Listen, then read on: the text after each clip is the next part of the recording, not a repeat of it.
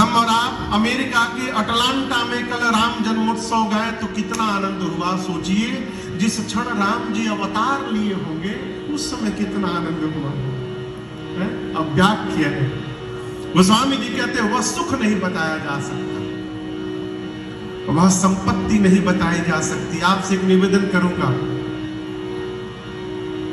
हम लोग घूमते रहते हैं, कई लोग मिलते हैं, कहते हैं हमारे बाबूजी को शंकर जी ने दर्शन दिया था। अच्छी बात है, हमको कन्हैया ने दर्शन दिया, हमको राम जी ने दर्शन दिया, अच्छी बात है। लेकिन राम जी ने आपको दर्शन दिया है तो ये बताने के लिए नहीं दिया है। आप समझ रहे हैं मेरी बात को? थोड़ी और कड़वी एक बात है, बोलूं, जिसको दर्शन मिल जाएगा वो फिर बताने लायक बचेगा ही नहीं। जिसको भगवान मिल जाएंगे वो बता नहीं सकता। जेहि जाने जग जाई हेराई। भगवान शंकर कहते हैं भगवान को जान लेने के बाद ये जगत हेरा जाएगा। हेराना समझ रहे हैं क्या? हाँ, कैसे भूल जाना? यही तो बात है गोस्वामी तुलसीदास जी की। ये नहीं बोले कि जगत भूला जाएगा, जगत हेरा जाएगा। हेराने का मतलब कैसे खो जाना, यही तो मैं पूछ रहा हूं। कैसे, किस प्रकार के खो जाने को आप हेराना कहेंगे? मैं बता रहा हूं।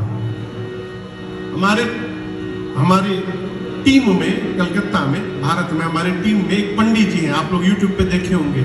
यहां से लेके यहां तक तिलक लगाते हैं, 52 साल के, चश्मा पहनते हैं। तो वो 4-5 चश्मा रखे हैं। 5 मिनट इसको लगाते हैं, 5 मिनट इसको लगाते हैं, फिर इसको लगाते हैं, फिर इसको। हम बोले इतना चश्मा काहे रखते हैं? बोले महाराज एक दूर का है, एक बीच का है, एक नीचे का है, एक पास का है। बोले अच्छी बात है। एक दिन वो चश्मा अपनी खोपड़ी में लगा के अब भूल गए। 1.5 घंटा चश्मा खोज रहे हैं और चश्मा कहाँ है? खोपड़ी पर। अब कोई बता नहीं रहा कि आपके सिर में चश्मा लगा हुआ है। वो तकिया में, अलमारी में, बेड के नीचे, बाथरूम में, सब जगह चश्मा ढूंढ लिए, चश्मा मिला नहीं। चश्मा है कहाँ? खोपड़ी पर, पास में है लेकिन दिखाई नहीं दे रहा है। इस प्रकार गुम होने की विधि का नाम है हेरा जाना। हेराने का मतलब है पास में लेकिन दिखाई नहीं देगा। शंकर जी कहते हैं राम जी को जान लेने के बाद ये जगत हेरा जाएगा, अर्थात हम रहेंगे जगत में ही लेकिन हमको जगत नहीं दिखाई पड़ेगा। जहां देखेंगे वहां भगवान ही भगवान दिखाई पड़ेंगे। ये हुआ जानना। तो जिसको दर्शन प्राप्त हो रहा है वो बता कैसे रहा है? इसलिए मैं फिर निवेदन कर रहा हूं, यदि जीवन में क्षण मात्र का भी भगवत अनुभूति हो रही है उसको बताइए मत किसी से। उसका मन में अनुभव करके, याद करके गदगद होते रहिए। ये पुण्य है जीवन का। गोस्वामी जी कहते हैं 4 भाइयों के आने के बाद जो सुख मिला वो बताया नहीं जा सकता। वह सुख, दूसरा संपत्ति। क्या? संपत्ति। संपत्ति समझते हैं? ये समझते हैं? ये सब समझते हैं। लेकिन समझिएगा ये जीव की संपत्ति है, भगत की असली संपत्ति ये है। अयोध्या में भगवान आए तो अयोध्या वासियों को ये संपत्ति नहीं मिली, ये वाली संपत्ति मिली। ये संपत्ति जब प्राण निकलेगा तो घरवा वाले पहले निकालेंगे। मेरे आंख के सामने की घटना है, मेरे आंखों के सामने की। हमारे भारत में पहले बुजुर्ग माताएं दांत में सोना लगाती थी।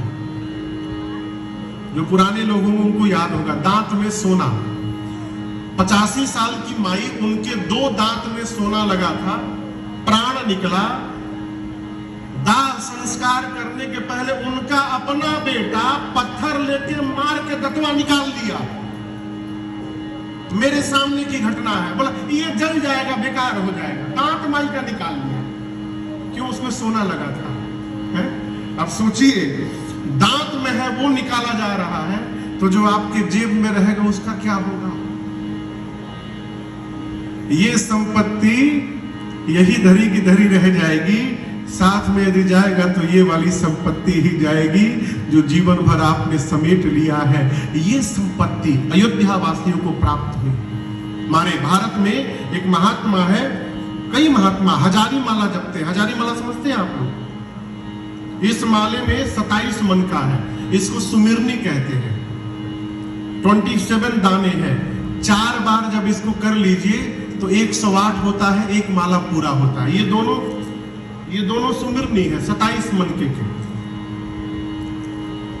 ये जप माला है, इसमें 108 मनके हैं, जपने के लिए है। इसको बैठ के जपने के लिए, ये चलते फिरते घूमते फिरते जपने के लिए है। हजारी माला में 1008 मनके होते हैं। इतनी बड़ी माला होती है, उसको महात्मा लोग गले में लटका के पोटली बना के और दोनों हो हाथ डाल के और उसको जपते रहते हैं। महात्मा जो निरंतर नाम जप में रहते हैं वो महात्मा जपते हैं। हमारे एक महात्मा धाम में वो क्या करते थे, अपने छत पे चढ़े जाते थे घर के, और छत पर से माला नीचे लटका देते थे, लंबी माला।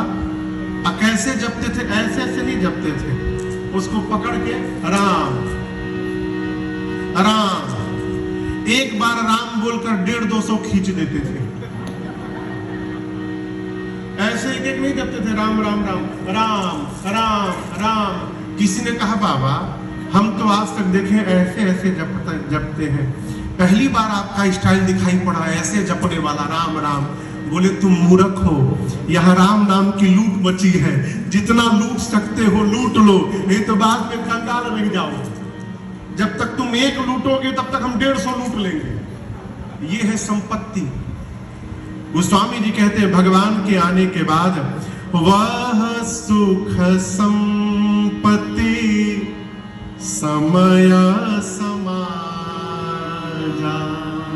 समय कौन सा समय? चैत्र मास शुक्ल पक्ष 9वीं तिथि। आपको प्रकृति में लेके चलता हूं। नया वर्ष हमारा कब प्रारंभ होता है पता है आप लोग को? हाँ, बच्चों को मालूम है? हिंदू हैप्पी न्यू ईयर कब होता है?